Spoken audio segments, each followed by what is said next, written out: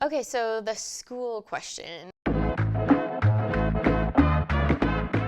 It wasn't much of an issue for the first 6 weeks or so because they were in Family Sync. That's where the kids are learning essentially what we're learning, but kind of their level and different speakers and in really creative ways. So when we were in class, they were in class as part of the Family DTS.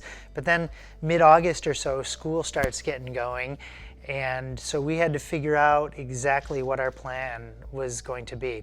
We decided that we would homeschool for our season here, and for us that was just, we decided it was going to be pretty basic. We wanted the kids to keep up with their math and their reading.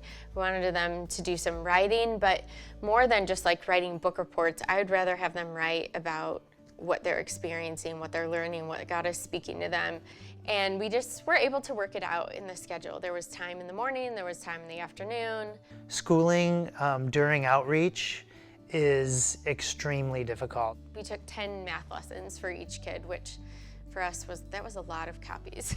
Math textbooks are really heavy, so we didn't want to travel with them. So anyway, we took just a few math lessons, and they took some reading to do, and they journaled. And then once we were done with DTS and we graduated, we really worked on just getting them back up to speed where they needed to be, especially with math. That was like the big thing that we wanted to just make sure we kept up with. It's a window of time, right, where you're never going to get this time back. And our thought was, like, we could try to give them just a heavy load of school, like a load that they would get if they were going to school.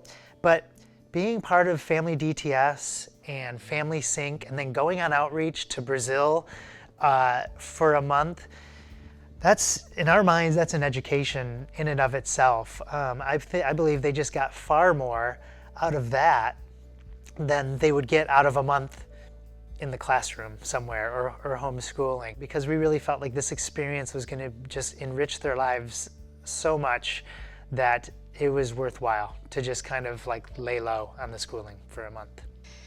When we came back for SOE, we did things a little different. So we decided that our older two really wanted to continue homeschooling, and they're old enough, and so we were able to allow them to continue homeschooling, and we just were able to kind of creatively figure out some additions to just the bare bones of math and reading. And then 3 of our kids went to Christian Heritage School, which is a YWAM school in Tyler, and they had such a great experience there, and they're super YWAM friendly, and so it was just as easy as it could be for them to jump into a new school situation. And then they are understanding about our schedule and just that outreach was coming, and so it was okay for them to just do school for a couple of months. And they loved it. They had great experiences making friends there, and